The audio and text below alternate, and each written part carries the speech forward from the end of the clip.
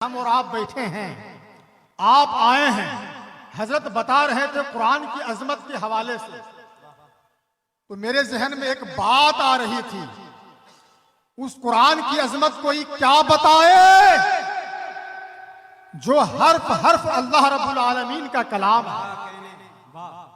उसकी अजमत पर कोई क्या बयान करे जिसके हर हर्फ के बाद ये तस्दीक की जाती है कि इसमें कोई शक की गुंजाइश नहीं। मेरे जहन में जो बात आ रही थी वो बात पहुंचा करके मैं एक बात बताकर अपनी जगह लेता हूं। यह हिंदुस्तान की आजादी के बाद जब हिंदुस्तान की राजधानी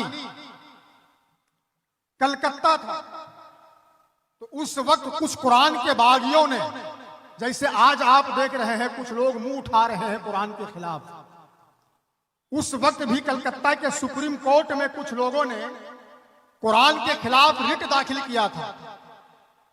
कुरान के खिलाफ कुछ लोगों ने रिट दाखिल किया कि कुरान को बैंड कर दिया जाए, कुरान के पढ़ने पर पाबंदी, कुरान को छापने पर पाबंदी आयद कर दी जाए। जब कुछ लोगों ने रिट दाखिल किया तो कुरान के मानने वालों ने सुप्रीम कोर्ट के दहलीज पे उससे पहले आगे बढ़कर के कहा, अगर कुरान के खिलाफ रिट दाखिल करना चाहते हो तो हम भी तुम्हारे साथ हैं। कुरान के मानने वालों ने कहा, अगर कुरान को बैंड करने की बात करते हो, कुरान हमारी धार्मिक किताब है, अगर कुरान को बंद करने की बात करते हो, हमारी धार्मिक किताब को मिटाने की बात करते हो, तो आओ मैं भी तुम्हारा साथ देता हूं। जितनी धार्मिक किताबें हैं सारी किताबों को उठा लो और हर एक एक धार्मिक किताब को गंगा और जमुना के नदी में बहा दो। गंगा और जमुना के नदी में हर एक एक धार्मिक किताब को बहा दो और कुछ दिन गुजर जाने के बाद एक एक करके पुकारो, ऋग्वेद आ जाओ, यजुर्वेद आ जाओ, सामवेद आ जाओ, पुराण आ जाओ, बाइबिल आ जाओ, तो मेरा वादा है, मेरा दावा है, तुम लाख पुकारोगे कोई भी धार्मिक किताब नहीं आएगी सिवाय कुरान के। इसलिए कि आज पूरी दुनिया में कोई मैया का लाल ऐसा नहीं जो पूरे रामायण का हाफिज हो। इस पूरी धरती पर कोई माई का लाल ऐसा नहीं जो पूरे यजुर्वेद का हाफिज हो, ऋग्वेद का हाफिज हो, सामवेद का हाफिज हो, बाइबिल का हाफिज हो, तौरात का हाफिज हो, जबूर का हाफिज हो। पूरी दुनिया में कोई माई का लाल ऐसा नहीं जो पूरे इंजील का हाफिज हो। लेकिन आज भी अल्हम्दुलिल्लाह 75 लाख कुरान के हाफिज ऐसे हैं जो कुरान के अलिफ लाम से लेकर के सूरह नास के सीन तक अपने सीने में छुपाए रखते हैं। तो आप अगर 100 साल के बाद भी पुकारोगे तो यही वो धार्मिक किताब सच है और हक है जो 100 साल के बाद भी ये आपके बीच, आपके सामने हाजिर होगी। ये है अजमत कुरान। बहरहाल मैंने पहले ही कहा कि तकरीर करने के गर्ज से आपके बीच हाजिर नहीं आया, सुनने के कुछ आदाब बताने के गर्ज से हाजिर आया। अब वो भी वक्त मेरे पास नहीं रहा कि मैं आदाब भी कुछ बताऊं। बस इतना कहूंगा, उर्मा के मुसलमानों और गिरदो नवार कुतुबो जवार से आए हुए सुन्नी मुसलमानों, आज हमारे बीच बहुत ही बड़े बड़े चोटी के खतीब और शोरा हजरात तशरीफ रखते हैं। जब हमारे बीच ये मेहमान आए, खिताब करे या इनकी शायरी हो, तो हमें और आपको चाहिए कि इत्मीनान और सुकून के साथ संजीदगी का माहौल बनाते हुए सुने, और हो सके तो बीच बीच में सुभान अल्लाह वल्हम्दुलिल्लाह से दादो तहसीन देते रहे, नवाजते रहे। बुखारी शरीफ की आखिरी हदीस पाक है। आज कुछ लोग कहते हैं कि ये सुन्नी हजरात जब जलसा करवाते हैं ना तो बोलते कम हैं, सुभान अल्लाह बुलवाते ज्यादा हैं।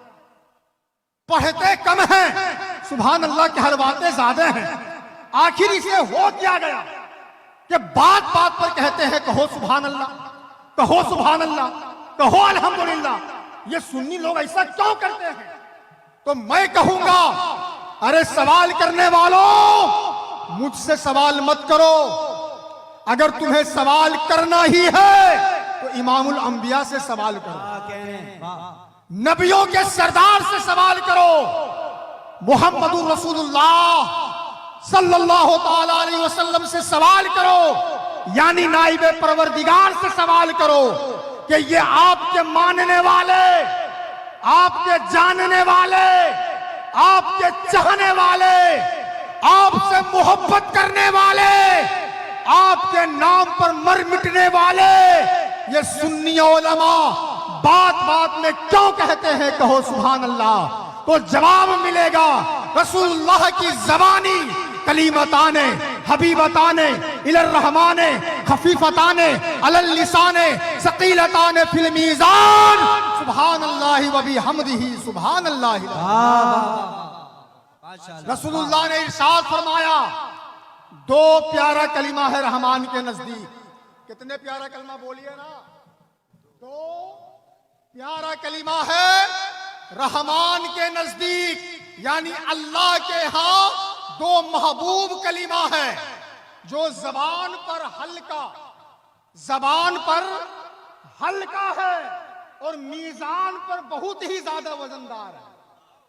दो कलीमे ऐसे हैं जो जबान पर बहुत आसान है, बहुत हल्का है, लेकिन जब बरोज़े क़यामत मिज़ाने अमल पे ये दो कलीमे को चढ़ाए जाएंगे तो बहुत ही ज्यादा वजनदार भारी भरकम हो जाएगा। कहा वो क्या है? तो अल्लाह के महबूब ने फरमाया सुभान अल्लाह वल्हम्दुलिल्लाह। तो हमारे उलमा चाहते हैं कि कुछ सामईन जो आए हैं कम से कम ये सुभान अल्लाह वल्हम्दुलिल्लाह कह लें, ताकि जबान से कहने में तो आसान हो, लेकिन जब बरोज़े क़यामत हश्र के मैदान में ये सुभान अल्लाह और वल्हम्दुलिल्लाह को मीज़ाने अमल पे चढ़ाया जाए तो नेकी का पल्ला वजनदार हो जाए। इसलिए जब हमारे और आपके बीच उलमा शोरा आए तो कम से कम नोटों से नहीं तो होठों से सुभान अल्लाह वल्हम्दुलिल्लाह कह करके उसे दादो तहसीन से नवाजें। और आखिरी बात जो मैं बताना चाहता हूं, जिस बात को बताने के गज से खड़ा हुआ वो ये है, सारी तकरीर के माहसल को मैं दो जुमले में आप तक पहुंचाता हूं।